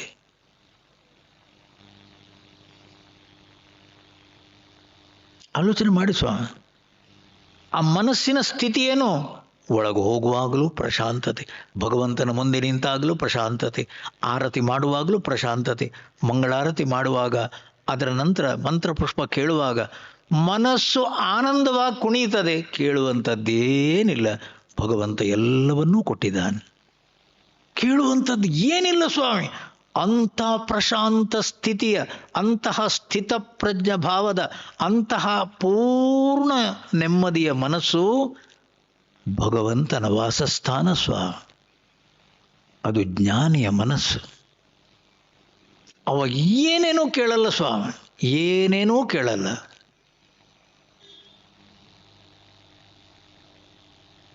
ಆಲೋಚನೆ ಮಾಡಿ. ಉದಾರ ಸರ್ವ ಏವೈತೆ ಜ್ಞಾನೀತು ಆತ್ಮೈವ ಮೇ ಮತಂ. ಎಲ್ಲ ಭಕ್ತರು ಶ್ರೇಷ್ಠರೇ. ಯಾಕೆ? ಎಲ್ಲರೂ ನನ್ನ ಹತ್ರ ಬರೋರು ತಾನೆ. ಆರ್ತನೂ ಬರ್ತಾನೆ, ಕಷ್ಟದಲ್ಲಿರೋನು, ಅರ್ಥಾರ್ಥಿಯೂ ಬರ್ತಾನೆ, ಅವನಿಗೇನೋ ಬೇಕು, ಎಲ್ಲ ಕೊಡ್ತೇನೆ. ಸ್ವಲ್ಪ ದಿವಸ ಮರೀತಾರೆ, ಮತ್ತೆ ಬರ್ತಾರೆ, ಸ್ವಲ್ಪ ದಿವಸ ಮರೀತಾರೆ, ಮತ್ತೆ ಬರ್ತಾರೆ. ಆದರೆ ಜ್ಞಾನೀತು, ಜ್ಞಾನಿ ಮಾತ್ರ ನನ್ನ ಹತ್ರನೇ ಇರ್ತಾನೆ. ಅವನ ಮನಸ್ಸು ಏನೂ ಕೇಳಲ್ಲ. ಆ ಮನಸ್ಸು ಪ್ರಶಾಂತವಾಗಿ ಒಳಗೆ ನಿಂತಾಗ ಸ್ವಾಮಿ,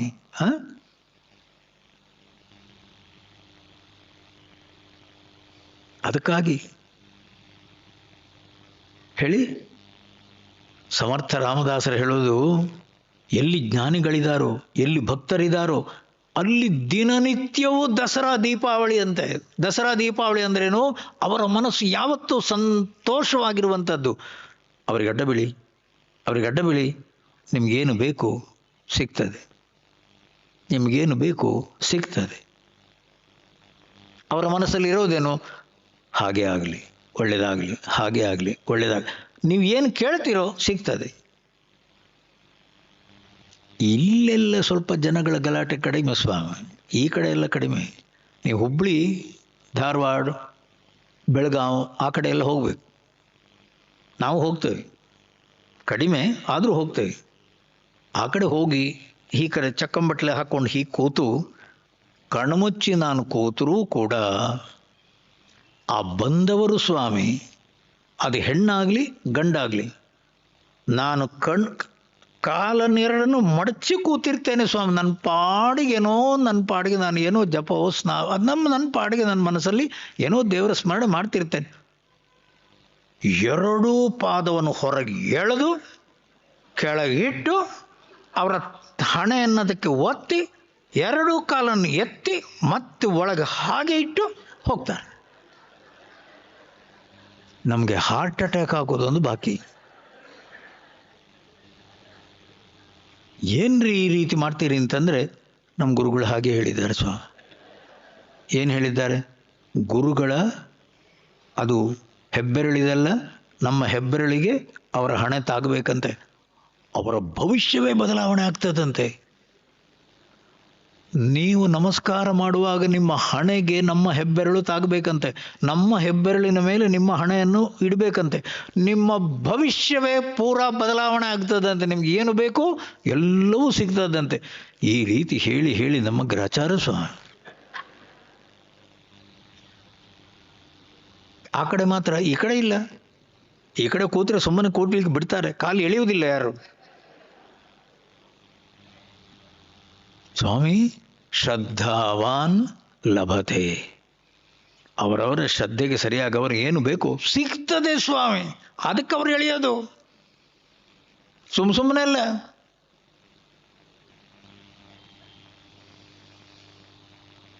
ನಾನೇನು ಹೇಳ್ತಾ ಇರೋದು, ಆ ಸಂತರು ಅಂತ ನೀವು ಏನು ಹೇಳ್ತೀರಿ, ಅವರ ಮನಸ್ಸು ಹೇಗಿರುತ್ತೆ ಹೇಳಿ, ಪ್ರಶಾಂತವಾಗಿ. ಆ ಪ್ರಶಾಂತತೆ ಅನ್ನುವಂಥದ್ದೇ ಪರಮಾತ್ಮನ ಸಾನ್ನಿಧ್ಯ. ಅಂಥ ಜಾಗಕ್ಕೆ ಹೋಗಿ ಅಲ್ಲಿ ಅಡ್ಡ ಬಿದ್ದಾಗ ಸ್ವಾಮಿ ನೀವು ಏನು ಕೇಳ್ತೀರೋ ಸಿಗ್ತದೆ. ಸಂತರು ಮಹಾತ್ಮರು ಅವರು ಏನೂ ಕೇಳಲ್ಲ. ಯಾಕೆ ಕೇಳಿ, ಭಗವಂತನಿಗೆಲ್ಲ ಗೊತ್ತು, ಕೊಡುವಂಥದ್ದೆಲ್ಲವನ್ನು ಕೊಟ್ಟಿದ್ದಾನೆ, ನಾನು ಕೇಳುವಂಥದ್ದೇನಿಲ್ಲ, ಎಲ್ಲವನ್ನೂ ಕೊಟ್ಟಿದ್ದಾನೆ ಭಗವಂತ. ಭಗವಂತನಿಗೇ ಧನ್ಯವಾದಗಳು. ಭಗವಂತನಿಗೆ ಅವರು ಅಡ್ಡ ಬೀಳೋದು, ಎಲ್ಲವನ್ನೂ ಕೊಟ್ಟಿದ್ಯಾ. ಸಂತೋಷವಾದ ಮನಸ್ಸು ಸ್ವಾಮಿ, ಅದು ಜ್ಞಾನಿಯ ಮನಸ್ಸು. ಜ್ಞಾನಿಯ ಮನಸ್ಸು ಸಂತೋಷದ ಮನಸ್ಸು. ಅವ್ರು ಏನು ಮಾಡೋದು ಬೇಡ ಸ್ವಾಮಿ, ಅವರು ಬಂದರೆ ಸಾಕು. ಅಂಥ ಭಕ್ತರು ಮಹಾತ್ಮರು ಬಂದರೆ ಸಾಕು, ಆ ಜಾಗ ಪವಿತ್ರವಾಗುತ್ತೆ. ಯಾತ ಕೇಳಿ, ಮನಸ್ಸಲ್ಲಿ ತಳಮಳ ಇಲ್ಲ, ಮನಸ್ಸಲ್ಲಿ ಆಲೋಚನೆಗಳಿಲ್ಲ, ಮನಸ್ಸಲ್ಲಿ ವೃತ್ತಿ ಇಲ್ಲ. ಮನಸ್ಸು ಪ್ರಶಾಂತವಾಗಿ ಪರಮಾತ್ಮನಲ್ಲಿ ನೆಲೆ ನಿಂತಿರುವ ಮನಸ್ಸು.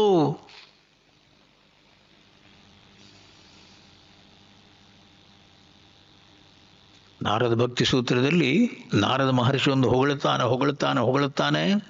ಅಂತಹ ಮಹಾತ್ಮರ ಸಂಘ, ಅಂಥ ಮಹಾತ್ಮರ ಏನೊಂದು ಸಾನ್ನಿಧ್ಯ ದುರ್ಲಭ, ಅಗಮ್ಯ, ಅಮೋಘ. ಸಿಗಲ್ಲ ನಿಮ್ಗದು. ಸಿಕ್ಕಿದ್ರೆ ಅದಕ್ಕೆ ಸರಿಯಾದ ಇನ್ನೊಂದಿಲ್ಲ ಅಂತಾನೆ. ಅದೇ ನಾರದ. ಅದೊಂದು ಸಿಕ್ಕಿದ್ರೆ ಅದಕ್ಕೆ ಸರಿಯಾದ ಇನ್ನೊಂದಿಲ್ಲ. ಆಲೋಚನೆ ಮಾಡಿ. ಜ್ಞಾನಿಗಳಿಗೆ ಆ ಮನಸ್ಸು ಪ್ರಶಾಂತವಾಗಿರುವುದರಿಂದ ಪರಮಾತ್ಮನೇ ಎಲ್ಲೆಲ್ಲೂ. ನಮ್ಮ ಮನಸ್ಸು ಹಾಗಲ್ಲ. ನಮಗೆ ಬೇಕಾದಾಗ ಮಾತ್ರ ಪರಮಾತ್ಮ ಬೇಕು. ಇಲ್ಲಾಂದರೆ ನಮ್ಮ ಮನಸ್ಸಿನ ತಳಮಳವೇ ಬೇರೆ, ನಮ್ಮ ಮನಸ್ಸಿನ ಗಲಾಟೆನೇ ಬೇರೆ, ನಮ್ಮ ಮನಸ್ಸಿನ ವೃತ್ತಿಗಳೇ ಬೇರೆ ಸ್ವಾಮಿ. ಕಷ್ಟ ಬಂದಾಗ ಮಾತ್ರ ಕೃಷ್ಣ ಅಂತನ್ನೋರು, ಬೇಕು ಅನ್ನುವಂಥದ್ದನ್ನು ಪಡೆಯಲಿಕ್ಕೆ ಮಾತ್ರ ರಾಮ ಅಂತನ್ನೋರು, ಗುರುವನ್ನು ಕೊಡುವಂತ ಅಡ್ಡ ಬೀಳೋರು. ಚತುರ್ವಿಧ ಮೇ ಭಜಂತಿ, 4 ವಿಧದಲ್ಲಿ ನನ್ನ ಹತ್ರ ಬರ್ತಾರೆ. ಆ ಕೊನೆಯವನು ಮಾತ್ರ ಜ್ಞಾನಿ. ಆ ಜ್ಞಾನಿ ಅನ್ನುವಂಥವನ ಮನಸ್ಸಲ್ಲಿ ಏನೂ ಕೇಳುವಂಥದ್ದಿಲ್ಲ. ಅಲ್ಲಿ ನಾನು ಯಾವತ್ತೂ ಸಂತೋಷವಾಗಿರ್ತೇನೆ.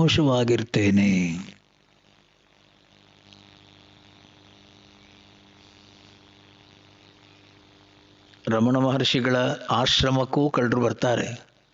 ರಮಣ ಮಹರ್ಷಿಗಳಿದ್ದಾಗಲೇ ಅವರಿದ್ದ ಸ್ವಾಮಿ ರಮಣ ಮಹರ್ಷಿಗಳ ಹತ್ರ ಅವರನ್ನೇ ರಮಣ ಮಹರ್ಷಿಗಳು ಅನ್ನುವ ರೀತಿಯಲ್ಲಿ ಹೇಳಿದವರೇ ಶೇಷಾದ್ರಿ ಸ್ವಾಮಿಗಳು. ಶೇಷಾದ್ರಿ ಸ್ವಾಮಿಗಳಿಗೆ ಮನಸ್ಸನ್ನು ಓದುವ, ಮನಸ್ಸನ್ನು ಇನ್ನೊಬ್ಬರ ಮನಸ್ಸಲ್ಲಿ ಏನು ನಡೀತಾ ಇದೆ, ಅವನ ಮನಸ್ಸಲ್ಲಿ ಏನು ವೃತ್ತಿಗಳು, ಅವನ ಮನಸ್ಸಲ್ಲಿ ಏನು ಆಲೋಚನೆಗಳು ಬರ್ತಾ ಇವೆ, ಅದನ್ನು ಇನ್ನೊಬ್ಬನ ಮನಸ್ಸನ್ನು ನೋಡುವ ಶಕ್ತಿ ಅವರಿಗಿತ್ತಂತೆ ಶೇಷಾದ್ರಿ ಸ್ವಾಮಿಗಳಿಗೆ. ರಮಣ ಮಹರ್ಷಿಗಳನ್ನು ಬ್ರಾಹ್ಮಣ ಸ್ವಾಮಿ ಅಂಥೇಳಿ ದೊಡ್ಡ ರೀತಿಯಲ್ಲಿ ಗೌರವಿಸಿದವರು ಅದೇ ವ್ಯಕ್ತಿ ಮೊದಲು.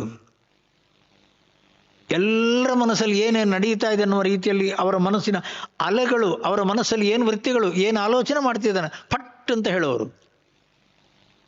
ಮಹರ್ಷಿಗಳ ಹತ್ತಿರವೂ ಬಂದರಂತೆ. ಅರ್ಧ ಗಂಟೆ 40 ನಿಮಿಷ ಕೂತರಂತೆ. ಸಿಟ್ಟು ಅಂತಂತೆ. ಮಹರ್ಷಿ ಕರ್ಣ ತೆರೆದೇನೆ, ಏನಯ್ಯ ಏನೇನು ಆಲೋಚನೆ ಇಲ್ಲ? ಅವಾಗ ಮಹರ್ಷಿಗಳು ನಕ್ಕರಂತೆ, ಮನಸ್ಸೇ ಇಲ್ಲ ಆಲೋಚನೆಯಲ್ಲಿ, ಮನಸ್ಸೇ ಇಲ್ಲ. ಒಳಗೆ ಪರಮಾತ್ಮ ಮಾತ್ರ. ಅಲುಗಾಡುವ ಮನಸ್ಸು ಸತ್ತು ನಷ್ಟ ಮಾನಸಃ ಉತ್ಕೃಷ್ಟ ಯೋಗಿನಃ ಕೃತ್ಯಮಸ್ತಿ ಕಿಂ ಸ್ವಸ್ಥಿತಿಂ ಯತಃ. ಸ್ವಸ್ಥಿತಿಂ ಗತಃ, ತನ್ನ ಸ್ವರೂಪದಲ್ಲಿ ನಿಂತಿದ್ದಾನೆ. ನಷ್ಟ ಮನಸ್ಸು ನಷ್ಟ ಆಗಿದೆ. ಇನ್ನಲ್ಲಿ ಏನು ಆಲೋಚನೆಗಳೇ ಇಲ್ಲ. ಮತ್ತೆಂತ ನೋಡ್ಲಿಕ್ಕೆ ಬಂದದ್ದು ನೀನು? ಸಿಟ್ಟು ಬರೆದು ಹೋಗ್ತಾನೆ ಸ್ವಾಮಿ. ರಮಣ ಮಹರ್ಷಿಗಳ ಮನಸ್ಸು ಪವಿತ್ರ ಮನಸ್ಸು, ಅಲೆಗಳೇ ಇಲ್ಲ. ಅದಕ್ಕನ್ನೂ ಸ್ವಾಮಿ ಜ್ಞಾನಿ ಅಂಥ ಪವಿತ್ರವಾದ ಮಹಾತ್ಮರ ಸಂಘ, ಅದಕ್ಕನ್ನೋದು ಸತ್ಸಂಗತ್ವೇ ಜೀವನ್ ಮುಕ್ತಿ.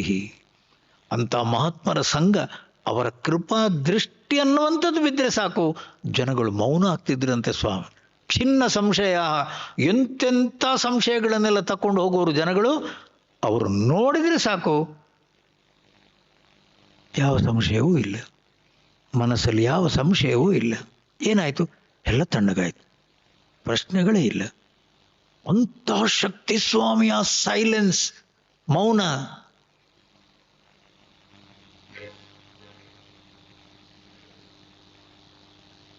ನೀವೆಲ್ಲ ಏನು ಹೇಳೋದು? ಸ್ವಾಮೀಜಿ ನೀವು ಹೇಳಿ ಸ್ವಾಮಿ. ಏನು? ನಾವು ಹೋಗುವ ಸ್ವಾಮಿ. ಎಲ್ಲಿಗೆ? ಎಲ್ಲಿಗೂ? ಅದೇ ಹೇಳಿದ್ರಲ್ಲ ಸ್ವಾಮಿ, ರಮಣ ಮಹರ್ಷಿಗಳಿದ್ದದ್ದು ಅಲ್ಲಿ ಅಲ್ಲ, ಮತ್ತೆ ಇಲ್ಲಿ ಹೋಗು ಅಂದ್ರೇನು? ಯಾವ ರೀತಿಯಲ್ಲೂ ಮನಸ್ಸು ಅಲುಗಾಡದ ಸ್ಥಿತಿಯನ್ನು ಪಡೆಯುತ್ತೀಯೋ ಮಹರ್ಷಿಗಳಿದ್ದ ಸ್ಥಾನ ಅದು. ಅಲುಗಾಡದ ಸ್ಥಿತಿಯಲ್ಲಿ ಮನಸ್ಸನ್ನು ಇಟ್ಟುಕೊಂಡವರು ಮಹರ್ಷಿಗಳು. ಮನಸ್ಸಿನ ನಷ್ಟ ಅಂದ್ರೇನು? ವೃತ್ತಿಗಳೇ ಇಲ್ಲ. ಆ ರೀತಿಯಲ್ಲಿ ಮನಸ್ಸು ಪ್ರಶಾಂತವಾಗಿ ನಿಲ್ಲಬೇಕಾದ್ರೆ ಭಗವಂತ ಮಾತ್ರ ಸ್ವಾಮಿ.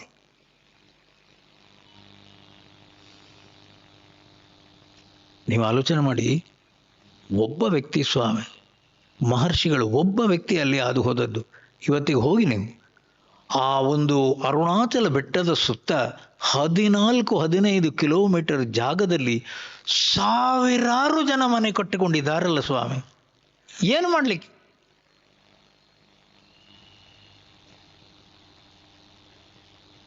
ಎಲ್ಲಿ ಹೋಗ್ಲಿಕ್ಕೆ? ಒಳಗೆ ಯಾರು ಸ್ವಾಮಿ? ಯಾರು ಕಾರಣ? ಯಾರು? ಒಬ್ಬ ವ್ಯಕ್ತಿ ಸ್ವಾಮಿ, ಮೌನಿ. ರಮಣ ಮಹರ್ಷಿಗಳು ಜೀವನ ಮಾಡಿದ ಜಾಗ. ಒಳಗೆ ಬಾ. ಕೋಹಂ ಅಹಂ ಕಹ ಕೋಹಂ, ನಾನು ಅಂತಂತೇನಲ್ಲ. ಹೃದಯ ಕುಹರ ಮಧ್ಯೆ ಕೇವಲಂ ಬ್ರಹ್ಮ ಮಾತ್ರಂ, ಅದೇ ಪರಮಾತ್ಮ ವಸ್ತು ಕಣೋ. ನಿನ್ನ ಮನಸ್ಸು ಬುದ್ಧಿಯಲ್ಲಿ ನಾನು ಅಂತ ಅನ್ನತ್ತಲ್ಲ, ಅದೇ ಪರಮಾತ್ಮ ವಸ್ತು ಕಣೋ. ಅಲ್ಲಿ ಮನಸ್ಸನ್ನು ಪ್ರಶಾಂತವಾಗಿ ನಿಂತುಕೋ. ನಡಿ ಒಳಗೆ.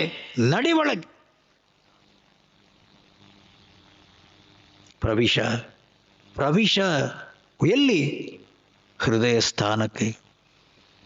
ಹೃದಯ ಕುಹರ ಮಧ್ಯೆ ಕೇವಲಂ ಬ್ರಹ್ಮ ಮಾತ್ರಂ ಅಹಂ ಇತಿ ಸಾಕ್ಷಾತ್ ಆತ್ಮರೂಪೇಣ ಭಾತಿ ಹೃದಯ ಪ್ರವಿಶ. ಚಿನ್ವತ ಮಜ್ಜತ. ಚಿನ್ವತ ಜ್ಞಾನ ರೂಪದಲ್ಲಿ, ಮಜ್ಜತ ಭಕ್ತಿ ರೂಪದಲ್ಲಿ, ಯಾವುದೋ ಒಂದು ರೀತಿಯಲ್ಲಿ ಒಳಗೆ ಬಾ. ಪರಮಾತ್ಮನ ಸಾನ್ನಿಧ್ಯದಲ್ಲಿ ಪ್ರಶಾಂತವಾಗಿ ನಿಲ್ಲು. ಒಳಗೆ ಹೋಗುವನ್ನುವ ರೀತಿಯಲ್ಲಿ ಹೇಳಿದ ಒಳಗೆ ಕರೆದವರು ಯಾರು ಸ್ವಾಮಿ ನಿಮಗೆ? ಮಹರ್ಷಿ ರಮಣರು. ತಿರುವಣ್ಣಾಮಲೈ ಹತ್ರ ಹೋಗಿ ಎಷ್ಟು ಸಾವಿರಾರು ಜನಗಳಿದ್ದಾರೆ ಸ್ವಾಮಿ, ಒಬ್ಬ ವ್ಯಕ್ತಿಯಿಂದ.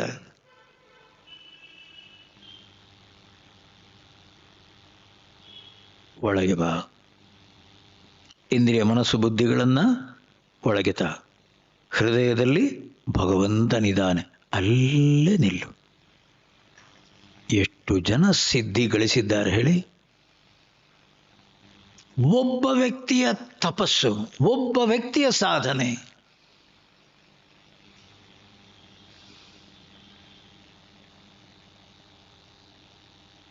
ಹೃಸ್ಥಲೇ ಮನಃ ಸ್ವಸ್ಥತಾ ಕ್ರಿಯಾ ಭಕ್ತಿಯೋಗ ಬೋಧಶ್ಚ ನಿಶ್ಚಿತಂ. ಪ್ರಾಣಾಯಾಮ ಮಾಡ್ತೀಯೋ ಮಾಡು, ಕರ್ಮಯೋಗ ಮಾಡ್ತೀಯೋ ಮಾಡು, ಸನ್ಯಾಸ ತಗೊಳ್ತೀಯೋ ತಗೋ. ಒಂದು ನೆನಪಲ್ಲಿಟ್ಕೋ. ಏನು ಇದೆಲ್ಲ ಏನಕ್ಕೆ ಅನ್ನುವಂಥದ್ದು ನೆನಪಲ್ಲಿಟ್ಕೋ.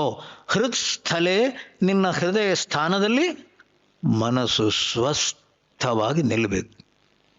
ಇಂದ್ರಿಯ ಮನಸ್ಸು ಬುದ್ಧಿಗಳು ಒಳಗೆ ವಿಷಯ ವಾಸನೆಗಳನ್ನು ಬಿಟ್ಟು ಪ್ರಶಾಂತವಾಗಿ ನಿಲ್ಲಬೇಕು. ಅದು ಉದ್ದೇಶ, ನೆನಪಿರಲಿ. ಹೃತ್ಸ್ಥಲೆ, ನಿನ್ನ ಹೃದಯ ಸ್ಥಾನದಲ್ಲಿ ನಿನ್ನ ಮನಸ್ಸು ಸ್ವಸ್ಥವಾಗಿ ನಿಲ್ಲಬೇಕು. ಸ್ವೇ ಆತ್ಮನಿಯೇವ ತಿಷ್ಠತಿ, ಸ್ವಸ್ಥ, ನನ್ನ ಸ್ವರೂಪದಲ್ಲಿ ನಿಲ್ಲಬೇಕು. ಅಷ್ಟು ಮಾತ್ರ ಮಾಡು. ನಡಿ, ಏನು ಬೇಕು ಸಿಗ್ತದೆ. ಸ್ವಾಮಿ ಆಲೋಚನೆ ಮಾಡಿ ಸ್ವಾಮಿ, ಪ್ರತಿಯೊಬ್ಬರನ್ನೂ ಕೂಡ ಒಳಗೆ ಬಾ ಅನ್ನುವ ರೀತಿಯಲ್ಲಿ ಕರೆದು ಆ ಇಂದ್ರಿಯ ಮನಸ್ಸು ಬುದ್ಧಿಗಳ ತಳಮಳವನ್ನು ಗಲಾಟೆ ಕಶ್ಮಲವನ್ನೆಲ್ಲ ತೆಳೆದು ಆ ಮನಸ್ಸು ಪ್ರಶಾಂತವಾಗಿ ಆತ್ಮನಲ್ಲಿ ನಿಲ್ಲುವ ಹಾಗೆ ಮಾಡಿ ಮೋಕ್ಷ ಪ್ರಾಪ್ತಿಗಾಗಿ ಎಲ್ಲರನ್ನು ಹುರಿದುಂಬಿಸಿದವರು ಮಹರ್ಷಿ ರಮಣರು.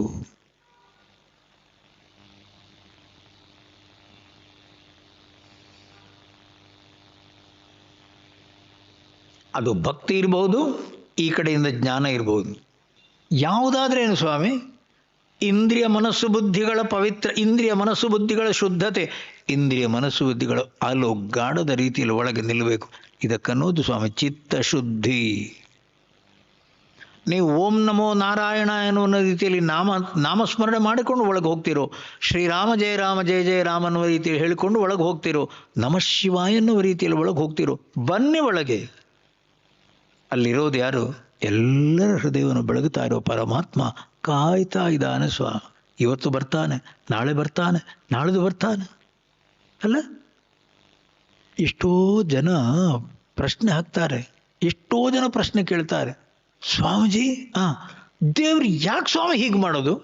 ಇದು ಮತ್ತೆ ಪುನಃ ದೇವ್ರದ್ದು ಅಂತಂದೆಲ್ಲ ನೀನು, ದೇವ್ರ ಮೇಲೆ ಯಾಕೆ ಹಾಕ್ತೀಯ? ಅಲ್ಲ ಸ್ವಾಮಿ, ದೇವರು ಬಂದು ನಿಂತು ಈಗ ಬಾ ಅಂತಂದು ಕೂಡಲೇ ಜನಗಳು ಬರೋದಿಲ್ವ? ಅದು ಯಾಕೆ ದೇವರು ಬರಲ್ಲ?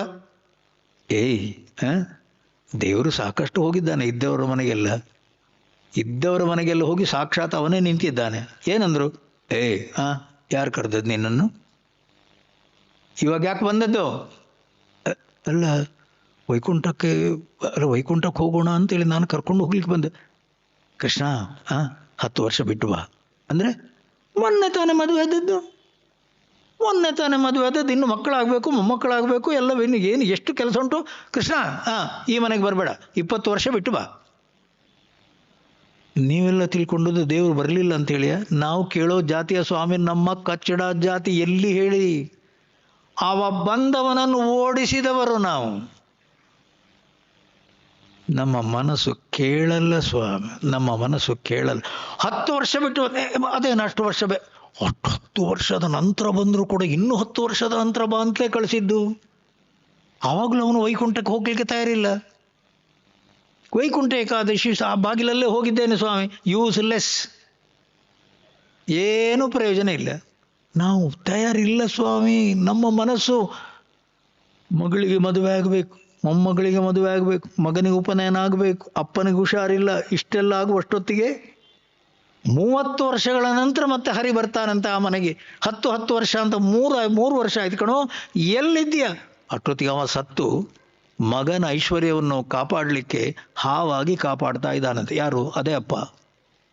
ಅದೇ ಅಪ್ಪ ಹಾವಾಗಿ ಹುಟ್ಟಿ ಅಲ್ಲಿ ಮಗನ ಸಂಪತ್ತಿ ಎಲ್ಲುಂಟು ಅಲ್ಲಿ ಅದನ್ನು ಕಾಯ್ತಾ ಇದ್ದಾನಂತೆ. ಅವಾಗಂತಾನಂತೆ ಹಾವಾಗಿ ಅಲ್ಲಿ ಏನೆಲ್ಲ ಮಾಡ್ತೆ, ಒಗ್ಗಮರೆ ನಿನ್ನ ವೈಕುಂಠ ಹಾಳಾಗಿ ಹೋಗ್ಲಿ, ನಾನು ಬರಲ್ಲ. ಎಂಥ ಜಾತಿರಿ ನಾವು! 20, 30, 50, 100 ವರ್ಷಗಳು, ಎಷ್ಟು ವರ್ಷಗಳಾದರೂ ಕೂಡ ನಾವು ವೈಕುಂಠವನ್ನು ಬಯಸುವವರಲ್ಲ. ನಮಗೆ ಬೇಕಾದ ನಾನು, ನನ್ನ ಮಕ್ಕಳು, ನನ್ನ ಆಸ್ತಿ, ನನ್ನ ಸಂಪತ್ತು, ನನ್ನ ಅಲ್ಲೇ ಇರೋದು ಸ್ವಾಮಿ. ನಾವು ಜ್ಞಾನಿ ಒಬ್ಬ ಮಾತ್ರ ಎಲ್ಲೂ ಹೋಗಲ್ಲ. ಯಾಕೆ ಹೇಳಿ? ಅವನಿಗೆ ಎಲ್ಲೆಲ್ಲೂ ಭಗವಂತನೇ. ಜ್ಞಾನೀತು ಆತ್ಮೈವ ಮೇ ಮತಂ, ಪರಮಾತ್ಮನನ್ನ ಹೃದಯದಲ್ಲಿ ನಿಲ್ಲಿಸಿಕೊಂಡವನು ಜ್ಞಾನಿ ಸ್ವಾಮಿ. ಅಲ್ಲಿ ಶಾಂತಿ, ಅಲ್ಲಿ ನೆಮ್ಮದಿ, ಇಲ್ಲೇ ಹೃದಯದಲ್ಲಿ. ಅವನ ಮನಸ್ಸು ಏನೂ ಕೇಳಲ್ಲ, ಎಲ್ಲೂ ಹೋಗುವಂಥದ್ದಿಲ್ಲ. ಅವ ವೈಕುಂಠಕ್ಕೆ ಹೋಗುವಂಥದ್ದಲ್ಲ, ಅವನ ಮನಸ್ಸು ಬುದ್ಧಿಯೇ ವೈಕುಂಠ. ಅಲ್ಲೇ ಪರಮಾತ್ಮ, ಅಲ್ಲೇ ಪರಮಾತ್ಮ.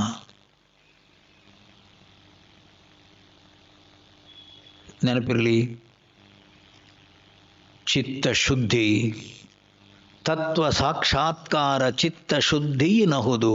ಚಿತ್ತಶುದ್ಧಿ ಮತಿ ಚಮತ್ಕಾರವಲ್ಲ. ಆ ಮನಸ್ಸು ಬುದ್ಧಿ ಒಳಗೆ ನಿಲ್ಲುವುದಕ್ಕಾಗಿ ಸ್ವಾಮಿ ಪೂಜೆ, ಭಜನೆ, ಜಪ, ಪ್ರಾರ್ಥನೆ, ವಂದನೆ, ಎಲ್ಲ ಸಾಧನೆಗಳು ಮನಸ್ಸು ಪ್ರಶಾಂತವಾಗಿ ಒಳಗೆ ನಿಲ್ಲಲಿ ಅನ್ನುವ ದೃಷ್ಟಿಯಿಂದ ಮಹರ್ಷಿಗಳದನ್ನು ಸಾಧಿಸಿದರು. ಆನಂದವಾಗಿದ್ದರು. ಹೊರಗಿನ ವಿಷಯಗಳಲ್ಲಿ ಎಲ್ಲೂ ತಲೆ ಹಾಕಿಲ್ಲ. ಅಷ್ಟು ಪ್ರಶಾಂತತೆಯನ್ನು ಗಳಿಸಿದ್ರಿಂದ ಅವರ ಮನಸ್ಸು ಬುದ್ಧಿಯಲ್ಲಿ ಭಗವಂತ ಮಾತ್ರ. अंदर रामा बाहर रामा जहाँ देखो सब राम ही रामा.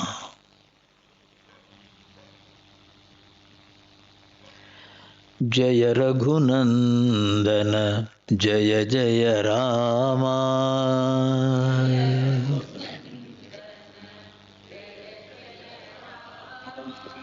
जय जगज्जननी जानकी रामा.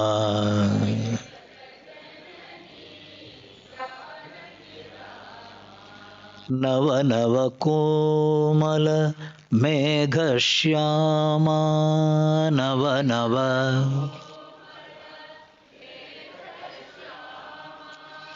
भवहरण भद्राचल रामा.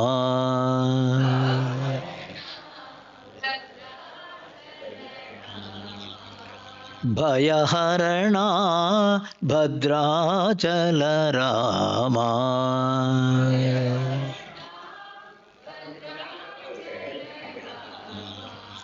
दशरथ नंदन हे परंधामा. दशरथ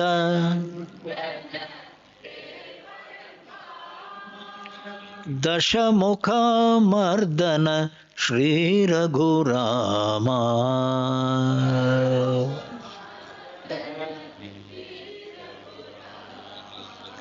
जय रघुनंदन जय जय रामा.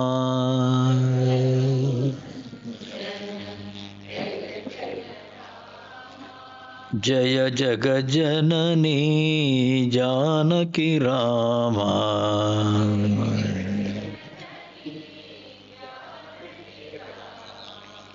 जय रघुनंदन जय जय रामा.